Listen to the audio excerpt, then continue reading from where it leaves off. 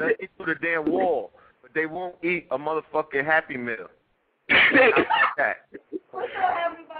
It's crazy. So what we have to do, we have to establish that love and that unity and that connection. Because like I said, because the pale beast is devoid of soul, we figured the only way to establish businesses amongst each other is to be devoid of soul when we set up and establish our business. But that is not our African mindset.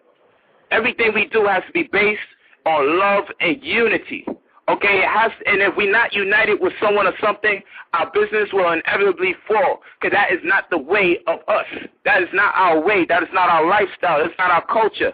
When we set up a business, the first people supposed to set up that business is your immediate family. Black men and black women have to stop working for other people, and they have to stop trying to do their own thing, and they have to start working with each other.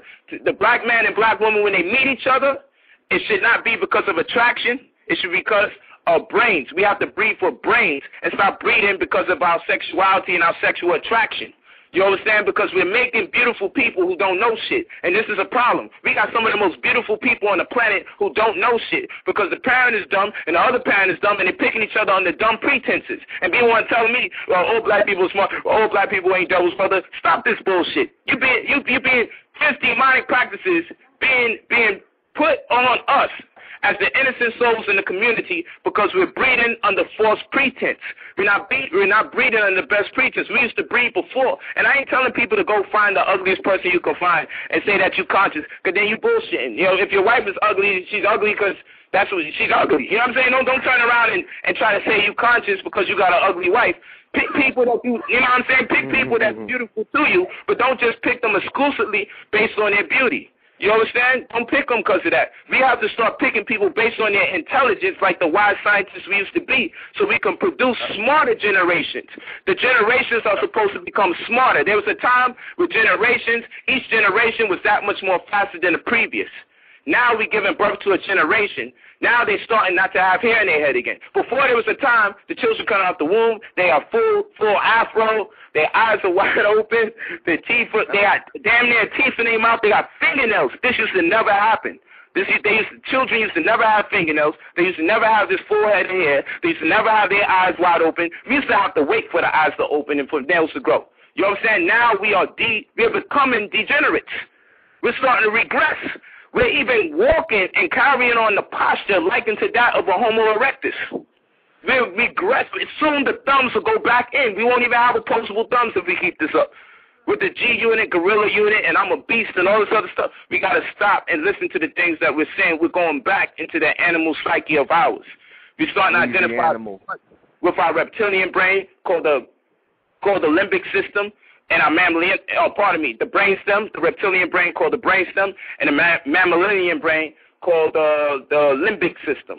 These are parts of our brains that are bigger than a monkey's brain, and parts of our brains that are bigger than a reptile's brain, and have the same cells as the monkey, as the reptilian. You understand? So that, and then you have a cerebral cortex, which is what some will call the guard brain, which decides or governs what part of the brain you will use and when it suffices to use it. But when they subject us to these hostile conditions, low income, destitute areas, what it in turn does is make us resort to our animal instincts. Now we become instinctive beings as opposed to intelligent beings. And gods flow or work off of intelligence, and animals work off of instinct. And this is why in ancient Sumeria, their devil, who they called the devil, was called Zu-In, from where you get the term zoo, where you put the animals, because Zu means animal and In means ruler. Sometimes they call them Anzu or Zu-In. It means ruler of animals. This is who they called the devil or the beast or the demon. And what did this tell us? This means that the beast cannot rule you unless you reduce yourself to the state of an animal. This is what it means. So we can't be ruled until we reduce ourselves to the state of animals. Then we can be ruled by Zu-In or Anzu or the ruler of animals. So we have to step the game up and stop being so instinctive, okay, and be intelligent, which means what? Stop being so reactionary and start being proactive. Someone bumps you, you don't react and hit them back. You got to ask yourself, Why would that person bump me? Was it a mistake? Maybe this person's missing their mother and their father. They don't know better. You got to give us the benefit of the doubt because we're being inoculated with vaccines, because we've been drugged up. Some of us, we voluntarily drug ourselves up. We're drinking alcohol. We're poorly educated. We're eating these candies with red number 40, blue number 5, yellow number 6. We're eating Chinese food with monosodium glutamate. We over here gang banging, killing each other, fighting each other. We have no money. We're watching BET. Okay, let me show you something. If you're starving for food and someone's eating food in front of you, and they're just going to keep eating food in front of you and you're starving, you're going to rob that nigga. That's just how it is. You ain't going. Now, how are you going to be starving for money? How you going to need money? Could barely pay your rent and watch BET with some nigga saying MTV Cribs, this is my new house. Why would we tease ourselves like that? So all it does is make you go outside and the first brother or sister you see has something that you don't have. You hold them accountable for what? Your poverty.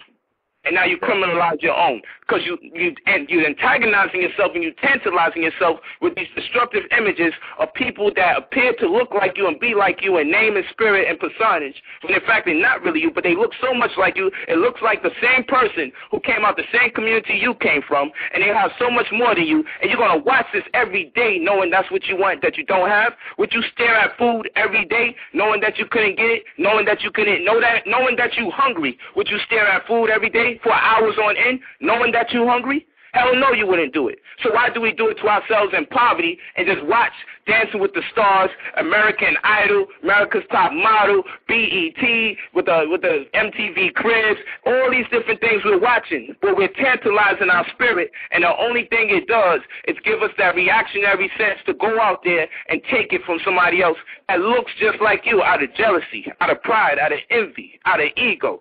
So what I'm saying is we have to be proactive. If you shake up a bottle of water fills the shake, it acknowledges the shake, but when you open up the top, the water doesn't fizz out.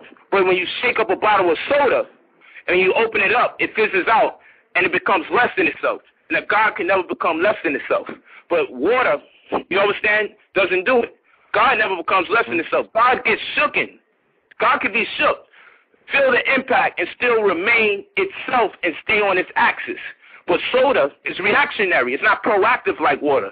So when it gets shooken, then it becomes less than itself. It loses its cool. So what we're doing as a people, we're losing our cool, and we're starting to resort to all sorts of things that don't correspond with our DNA.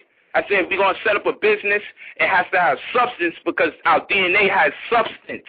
You understand? If we set up some shit that don't make sense, then we're playing the role of the devil's advocate, and it's not going to last long. You understand? We got to stop selling our soul. And you got to think and use your smarts. Stop putting stores in the community that are already there if you want your store to be successful. When I was opening up a bookstore, people say, man, you crazy. Ain't nobody going to read no books. You bugging out. But I said, I'm the only bookstore like damn near 10, 15 miles in my community. And if there were other bookstores, I'm the only bookstore in my community selling these books. And when Negroes gave me problems in my own organization to get my own master teacher's books, when we have our own business, we bust our ass to see to it that it stays up. And the first people that's supposed to make sure that this business stays up is your immediate family. There's no such thing as a man going out there, bust his ass, sun up to sundown, to make money to feed his family. What the hell is his family doing?